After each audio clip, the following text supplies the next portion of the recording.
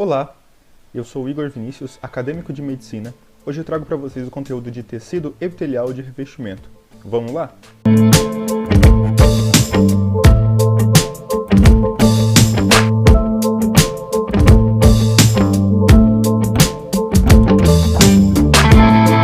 Hoje então o foco vai ser na matéria de histologia, né? A gente vai falar sobre os tecidos e vamos então para a aula. Bom, vamos dar uma pequena introdução então sobre os tecidos do nosso organismo como um todo, tá pessoal? Visto que essa primeira aula é importante que você saiba correlacionar, né, com os outros tecidos, com os demais tecidos, tranquilo? Não ficar só na caixinha aqui de, vou estudar esse tecido hoje, então os outros eu não preciso ver. Vou dar uma introdução sobre os demais. Os tecidos do nosso organismo, então, são um conjunto tanto de células quanto de matriz extracelular. Células a gente já conhece lá do ensino médio, a gente já viu, né, o que são células, enfim. São as unidades funcionais do nosso corpo, elas que vão realizar as funções. E a matriz extracelular é os componentes, são as substâncias que vão estar fora da célula. Essa matriz extracelular ela é composta por moléculas. Essas moléculas são muito complexas e muito bem organizadas também para compor todos esses tecidos que elas vão estar fazendo parte, justamente para atuar em conjunto com as células do nosso organismo. Então, dentre as funções aí da membrana da matriz extracelular, a gente pode destacar o fornecimento de apoio mecânico, ela sendo um meio, né, de transportar nutrientes às células e levar catabólitos de produtos da secreção para as células também, tranquilo? Então, as células em matriz extracelular, como foi falado, a matriz extracelular fornecendo todo esse apoio mecânico, transporte de nutrientes, tudo mais, e as células sendo a unidade funcional do nosso organismo de fato, elas vão atuar em conjunto, tá bom? Então, a gente, na prática, nunca deve separar uma da outra, visto que elas vão estar sempre agindo em conjunto, tá certo? No livro, até ela faz essa separação, e o próprio livro já explica, né, que é o Junqueira, ele mesmo explica que, apesar dessa separação, essa divisão é só feita para fim didático, tá certo? Então ela não é utilizada de fato, não há uma divisão entre matriz celular e célula de maneira que uma é independente da outra. Não, ambos agem em conjunto, tranquilo? Os tecidos do nosso organismo são divididos em quatro, tá certo? 4 representantes aí dos nossos tecidos. A gente tem o tecido epitelial, que é o que a gente vai estudar hoje, o de revestimento no caso, tecido conjuntivo, tecido muscular e o tecido nervoso, tá certo? Dentro desses 4 tecidos, há subdivisões. Assim como o tecido epitelial é dividido em 2, o tecido conjuntivo tem lá suas divisões, muscular também e o tecido nervoso também, tá certo? Todos eles vão ter algumas divisões aí, que a gente vai ver, umas subdivisões. Cada tecido, então, ele vai ser composto por diversas células com características específicas para aquele tecido, assim como a sua matriz celular também, visto que cada um vai ter um componente, né, específico para desenvolver a parte funcional daquele tecido, tranquilo? Nessa parte de desenvolver uma função específica dentro do nosso organismo, a gente pode citar os órgãos, por exemplo. Os órgãos são formados por vários tecidos e muitos deles muito bem específicos, visto que se não houvesse essa especificidade, esse órgão não teria uma boa autonomia, né, uma boa eficácia na sua ação dentro do nosso organismo. Isso provavelmente desencadearia, né, uma doença, por exemplo, algo que afligiria o paciente, afligiria a pessoa. Então é muito importante que haja uma especificidade das células do tecido, da matriz celular, assim como o órgão tem a especificidade do tecido que vai ser composto ali. Enfim, tudo tem que ser específico para no final da ponta ali, da cadeia ali do nosso organismo, até o nosso organismo como um todo estar completo e funcionando na sua totalidade. A gente tem algumas exceções, por exemplo, acabei de falar aqui que os sistemas, então, que os órgãos fazem parte, eles vão ser compostos por diversos tecidos, né? O sistema nervoso, por exemplo, ele apresenta uma exceção. Se a gente notar, a maior parte da sua composição, em termos de tecido, é realizada pelo próprio tecido nervoso, tranquilo? Também, além dos tecidos aqui falados, né, é importante falar também que existem células livres no nosso organismo, que realizam e desempenham funções muito importantes para a nossa saúde, por exemplo, e é importante ser citados aqui, como o sangue, né, e a linfa. Eu trouxe aqui uma tabelinha, então, pessoal, para a gente separar cada tecido e as suas características, sendo em células, matriz celular e as suas funções. É bem intuitivo, vou passar aqui por cima rapidão. Tecido nervoso, então ele vai ter células com prolongamentos longos, né? E matriz celular pouca, visto que ela vai ser responsável, esse tecido vai ser responsável pela produção e transmissão de impulsos nervosos. E relativamente percorrer um corpo de informações, literalmente o nosso corpo ser percorrido por informações, exige uma extensão, se você comparar com outros tecidos em tamanho celular, por exemplo.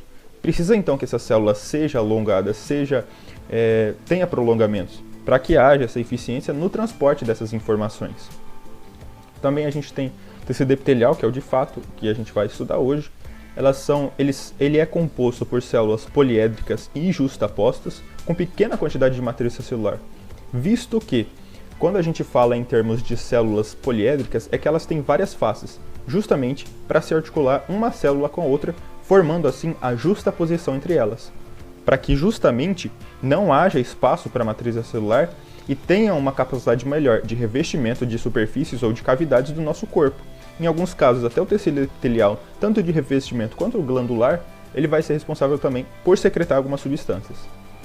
Já o tecido muscular, ele é caracterizado, né, por células alongadas e contráteis, com quantidade de matriz moderada, justamente para realizar esse movimento, né? Células contráteis auxiliam e participam da contração. Elas são os principais fatores, né? A unidade funcional que de fato vai contrair ali, que vai formar todo o músculo e por consequência, né, vai permitir o movimento do nosso corpo. E a matriz celular, a quantidade moderada, é justamente porque ali nessa matriz celular vai estar alguns componentes, algumas substâncias que vão dar o pontapé inicial para toda essa atividade de contração muscular. Já o tecido conjuntivo, esse talvez seja o mais complexo de entender, visto que as células são de variados tipos, porque elas podem ser células fixas ou células migratórias, por exemplo, visto que esse tecido tem as suas especificidades de células, mas também apresentam células que vão estar ali como meio de campo para auxiliar outros tecidos. O tecido conjuntivo, então, ele vai ser reconhecido como um tecido de apoio e proteção aos demais tecidos. Ele vai estar sempre ali dando um suporte para os demais tecidos. Então, muitas vezes, a gente pode ver que células do tecido conjuntivo, ela vai migrar para outros tecidos para fazer essa nutrição e esse amparo aos outros tecidos. E então a matriz celular, para dar essa... lembra lá que ela fornece apoio mecânico e também ajuda no transporte de substâncias? Como o tecido conjuntivo ele vai ser apoio para os outros tecidos em questão de substâncias de nutrição, por exemplo, essa matriz celular tem que ser abundante. A gente tem aqui também outra especificação nesse slide, que a maioria dos órgãos, eles são formados por dois componentes básicos a gente divide em geral. A gente tem o estroma e tem o parênquima. O estroma, ele é a parte ali, o tecido que vai fazer a parte de sustentação daquele órgão. Geralmente, essa parte de sustentação então é feita pelo tecido conjuntivo. Já o parênquima, ele é a constituição do órgão, né, em termos de células, de unidades funcionais. Então, é a parte ali, as células que vão ser responsáveis pela atividade específica daquele órgão. Tranquilo? Então, a gente tem as principais funções aqui do tecido epitelial como um todo, tá? Depois a gente vai adentrar só no de revestimento e na outra aula a gente adentra na parte de secreção, que a gente vai ver os tecidos glandular. O tecido epitelial, então, ele vai ter a função de revestimento, ele vai revestir superfícies internas e externas dos nossos órgãos e do corpo em geral. Por exemplo, a gente tem a pele, né, que é um órgão que vai estar revestindo todo ali o nosso corpo e vai ser composto, né, de tecido epitelial. Então a gente intuitivamente pode deduzir que o tecido epitelial vai ter a função ali de proteger, né, a nossa pele também. No entanto, ele também pode ser o portal de entrada. Por exemplo, ele vai ser o segurança do nosso corpo. Então, além dele proteger o local, ele também vai permitir a entrada ou não de íons e moléculas, por exemplo, ou até estímulos, tá certo? A gente tem aí, por exemplo, a absorção de íons e moléculas, a gente tem os rins e o intestino. Já a percepção de estímulos, a gente tem o neuroepitélio. Então, o que eu quero dizer que tudo que entra ou sai do nosso corpo, ele deve, sem dúvidas, atravessar um folheto epitelial. Tranquilo? Então, ele vai estar sempre fazendo essa regulação, esse tipo de regulação no nosso organismo. Já a parte de secreção, a secreção de substâncias, né? Ele pode ser feito, então, pelo tecido epitelial de revestimento também, mas ele é mais específico para o tecido epitelial glandular. A gente tem algumas células que são específicas em secreção, que constituem, então, essa parte do revestimento, que pode ser, então, se agruparem, né? E formar, então, por exemplo, uma glândula, que é específica em secreção, né? A gente tem a função de secreção, que aí são as representantes, são as células mioepiteliais, que elas vão fazer essa parte de contração para que as glândulas ou células de secreção, elas façam essa atividade, desempenham essa atividade, né? Então ela vai se contrair ali, pressionando essas células para que hajam essa secreção.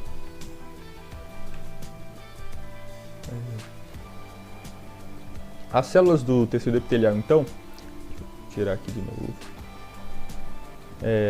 Os epitélios, então, são constituídos por células poliédricas, que a gente já tinha falado, né, de várias faces, que são justapostas e também, como um tecido em geral, apresenta um pouco a matriz celular. A forma de células epiteliais varia bastante, justamente porque ela tem que se adaptar a essas articulações com as outras células. Então, desde células pavimentosas a gente vai encontrar, que são células mais achatadas, até células bem volumosas. Por exemplo, a gente tem as células colunares. Uma dica, quando você estiver aí na sua prova prática, tiver que distinguir, né, uma célula da outra, um tecido do outro, por exemplo, um tipo de tecido epitelial, você olha para o núcleo das células. Porque, em geral, no microscópio a gente não vai ter bem delimitadinho ali os limites das células. Então é importante olharmos para o núcleo para que haja essa diferenciação entre as células, né, e o formato delas, para que a gente tenha esse conhecimento. Tranquilo? Geralmente o núcleo dessas células vai estar acompanhando então o eixo principal do tecido como um todo, e aí então você vai ver a configuração daquela situação e vai denominar então o tecido epitelial de acordo com a classificação dada. Bom, praticamente então todos os tecidos epiteliais, seja ele glandular, seja ele pavimentoso, estratificado, enfim, de revestimento, eles vão ser apoiados então em tecido conjuntivo. Lembra lá que o tecido conjuntivo vai fornecer esse apoio, essa nutrição, esse amparo aos demais órgãos de proteção também? Então, praticamente todos esses tecidos epiteliais, não fugindo à regra, eles são apoiados no tecido conjuntivo. Em órgãos ocos, por exemplo, quando o revestimento interno, né, ele é apoiado em uma camada de tecido conjuntivo, geralmente fina, né, porque é um órgão oco, essa camada fina é denominada de lâmina própria, tá certo? Mais um nomezinho aí para sua prova que pode cair. Bom, a gente tem aqui uma imagem de um epitélio, que a gente volta aqui depois, quando for falar de membrana basal. É no próximo slide, depois a gente volta só para retomar essa parte aqui. Lâmina basal, né? Acabei de falar membrana basal, mas a gente estuda aqui como lâmina basal. Membrana basal seria a junção, então, de duas lâminas basais. As lâminas basais, elas podem ainda apresentar camadas de elétrons lucentes em ambos os lados da lâmina densa, chamadas de lâminas lúcidas. Justamente essa denominação de lâmina lúcida é por causa desses elétrons lucentes, que seriam, no caso, tradução literal, elétrons que emitem luz, ou elétrons iluminados, por exemplo. Não necessariamente emitem luz, né? Mas tem ali a luz associada a eles. A gente tem aqui, então, a formação, uma imagenzinha aqui, que ilustra bem essa situação das lâminas basais. A gente tem aqui, então, a lâmina lúcida, composta pelos elétrons lucentes, né? Logo abaixo a gente tem a lâmina densa. O conjunto, então, da lâmina lúcida com a lâmina densa a gente chama de lâmina basal, tá? Ela vai estar ali, então, abaixo ali do nosso epitélio, do tecido epitelial, fazendo essa conjunção, né? Justamente entre o tecido epitelial e o tecido conjuntivo. Então a gente vai ter ali vários tipos de fibrilas de ancoragem, fibrilas, tipos de colágeno, né, que vão estar ali fazendo essa fixação entre um tecido e outro. Os componentes das lâminas basais, então, de onde vêm esses componentes? Eles são secretados por células de diversos tecidos que eles estão ali relacionados. Por exemplo, tecido epitelial, tecido muscular, lá do tecido adiposo, que é um tipo de tecido conjuntivo, e células de Schwann, tá certo? Quando as fibras reticulares, né, quando a gente chama essas fibras reticulares, a gente observa que ela está intimamente associada a uma lâmina basal, a gente denomina ela de lâmina reticular.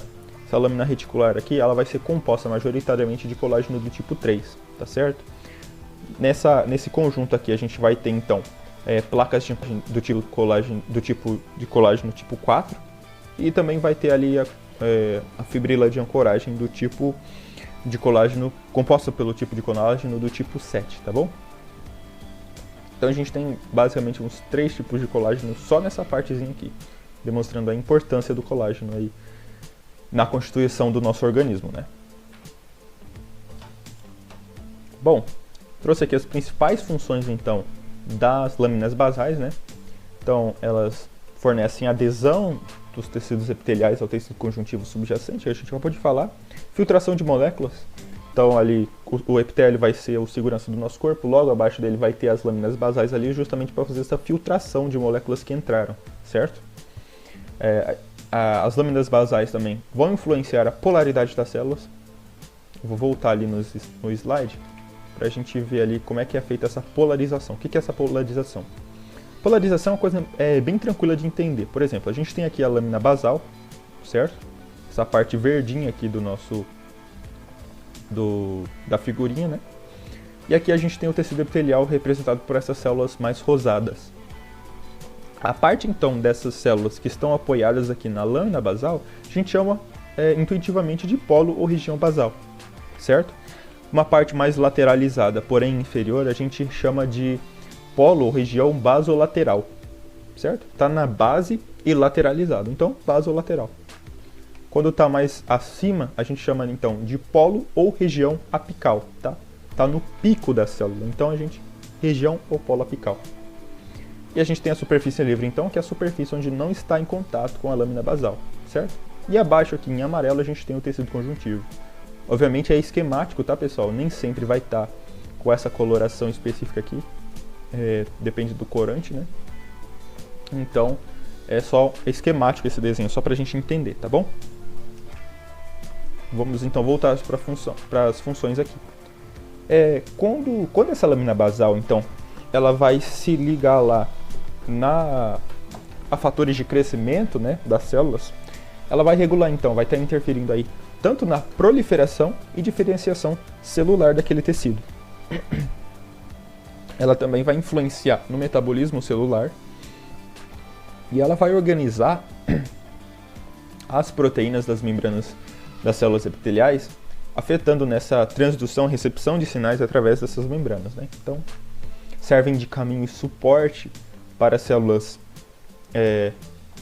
nela ali que estão apoiadas, né? Então uma célula precisa se deslocar de um local para o outro, então a lâmina basal vai estar aí sendo como um caminho, né, para essas células. O livro do Junqueira e Carneiro, Histologia, ele traz aqui uma informação bem relevante, que é que essas células, essa lâmina basal, né, ela aparenta conter algumas informações necessárias para a interação de célula a célula, certo? De forma tal que células desnervadas, né, tecidos desnervados, elas conseguiram fazer como se fosse uma espécie de reinervação dessas células, tá certo? Com fazer a comunicação de uma célula para outra. Bem importante essa função, né? E aqui a gente chega então nos tipos de tecido epitelial. Já é a última parte, se não me engano, da aula. É bem tranquila essa parte. Bom, a gente tem aqui, não sei se vocês estão conseguindo enxergar aqui na letra A, esse aqui, superior esquerdo. A gente tem um tecido chamado de epitelial, beleza, tecido epitelial, de boa. A gente chama de simples ou estratificado. O que é o simples e o que é o estratificado? O simples é quando o tecido epitelial apresenta só uma camada. O estratificado é quando esse tecido epitelial apresenta mais de uma camada, tá certo? Então, A gente bate o olho, tem uma camada? Tecido simples, epitelial simples. Quando tem mais de uma camada, tecido epitelial estratificado, tranquilo? Então, esse aqui ó, é um tecido epitelial, né? Simples. Como as células são achatadas, a gente chama de tecido epitelial simples, porque só tem uma camada, pavimentoso, porque as células são achatadas, tranquilo? Como se fosse pavimento, rua, né? Quando você vê ali fazendo asfalto na sua rua ali, geralmente passa uma patrola, né? Que ela vai achatando aquele piche que vai sendo colocado ali na rua, né? Então, lembra aí de pavimentoso, de achatado. A gente tem aqui na superior direito, tem o epitélio simples, porque só tem uma camada, cúbico, porque as células são cúbicas. É bem intuitivo, não tem nada de dificuldade aqui. Aqui no canto esquerdo inferior, a gente tem um epitélio simples, porque só tem uma camada, colunar, porque o epitélio está se arranjando em colunas, tá bom? E aqui, mais à direita, inferiormente, a gente tem o epitélio pseudoestratificado cilíndrico ciliado. Nossa, agora acabou, né? Porque, ó a nomenclatura desse bichinho aqui. Bom, tecido epitelial, de boa. Pseudoestratificado, porque ele é um falso estratificado. Lembra lá que pseudo significa falso? Então, é um falso estratificado. Por quê? Porque se você olhar no microscópio, como os núcleos estão em alturas diferentes, você vai pensar, nossa, tem mais de uma coluna, certo? Quando na verdade não tem. Você vai pensar que ele é um estratificado porque ele tem várias linhas, né? Porém, na verdade, todas as células desse epitélio estão apoiadas ali na base da lâmina basal. Então, é o pseudoestratificado, ou seja, um falso estratificado. Epitélio pseudoestratificado, cilíndrico porque as células são cilíndricas e ciliado porque apresenta cílios, tá bom? A gente vai ver isso também nessa aula. Mais uma imagem aqui para diferenciar os estratificados agora. A gente tem aqui na superfície superior esquerda o epitélio estratificado porque tem mais de uma camada, e pavimentoso porque a última camada é pavimentosa, é achatada, tá certo? Então a gente classifica quando é estratificado de acordo com a camada mais superficial. Então o epitélio estratificado olha para a última camada e vê como é que ela é. Então, pavimentoso porque as células são achatadas. Aqui, ó, superiormente à direita, a gente tem o epitélio estratificado porque tem mais de uma camada, cúbico porque a última camada, a camada mais superficial, é cúbica, tá certo? E a gente tem aqui a C e a D, as inferiores, né, sendo representadas aí pelo epitélio de transição. São epitélios que apresentam duas posições dentro do nosso organismo, duas situações, né? A gente tem epitélio de transição, que ele pode estar relaxado, então as células são mais volumosas, né? E epitélio de transição, onde as células estão mais achatadas, está distendido, certo? Bom, especializações do polo apical das células do tecido epitelial. A gente tem 3 especificações aí, tá certo? A gente tem os microvílulos, que são prolongamentos das células epiteliais, para que haja, né, uma extensão favorecendo a absorção de substâncias. E é intuitivo onde eles vão se localizar. Por exemplo, os microvílulos eles vão estar localizados lá no nosso intestino, tá certo? Porque nosso intestino vai estar toda hora ali absorvendo substâncias, né? Então você come o alimento e vai absorver as substâncias necessárias para a sua sobrevivência. Então os microvílulos estão naquela região ali. São prolongamentos, né? Eles não são móveis, tá, pessoal? Então, por exemplo, vocês vão ver provavelmente em alguma coisa relacionada à parasitologia, onde esses parasitas, né, eles vão estar ali no seu intestino, justamente envolvidos nesses microvílulos, para que haja uma absorção deles de substâncias, e provavelmente você vai ver um caso de desnutrição do afetado por essa parasitose. A gente tem os estereocílios. Os estereocílios, então, eles vão aumentar a superfície da célula, né, facilitando o movimento de moléculas para dentro e para fora da célula. Esses estereocílios eles vão ser, então, um pouquinho maiores do que os microvílulos, tá certo? Vão estar aumentando a superfície ali de contato dessa célula também. Só que ele vai facilitar mais voltado ao movimento das moléculas de dentro ou para fora das células, né? Então, pessoal, para fechar, a gente tem os cílios, tá? Os cílios exibem, então, um rápido movimento de vai e vem, sendo que esse movimento ele é dependente de ATP, tá? Para que seja um movimento coordenado para possibilitar que uma corrente de fluido ou de partículas ela seja direcionada para um determinado local, tá, pessoal? Então, é um movimento aí, é uma estrutura que realiza um movimento dependente de energia, como eu falei, o ATP, tá certo? Para direcionar para determinado local esse fluido ou essa substância. Ele vai ser encontrado lá na região da orofaringe, tá? Então, na verdade, das 3 especializações do polo apical das células que eu acabei de falar aqui, os cílios são os únicos que são móveis, apresentam uma certa mobilidade, tá certo? E a gente fecha a aula de hoje, então. Aqui eu deixei algumas referências utilizadas em questão de imagens, tá? Algumas eu tirei do próprio livro Junqueira, que vocês podem conferir ali no slide que eu coloquei ali a fonte Junqueira e Carneiro, né? E as demais eu utilizei do próprio Google e deixei as referências aqui, tá certo? Espero que tenham gostado dessa aula, pessoal. Lembrando que essa aula não substitui de modo algum a leitura do livro, tá certo? Se você está precisando aí fazer uma prova de histologia, seja ela prática ou teórica, eu recomendo seriamente que você dê uma lidinha lá nos livros, tá? Tem diversos livros, tem o Junqueira, tem o Ross também, eu recomendo. Uma leitura um pouco mais complexa do que o Junqueira, mas é muito completinho também.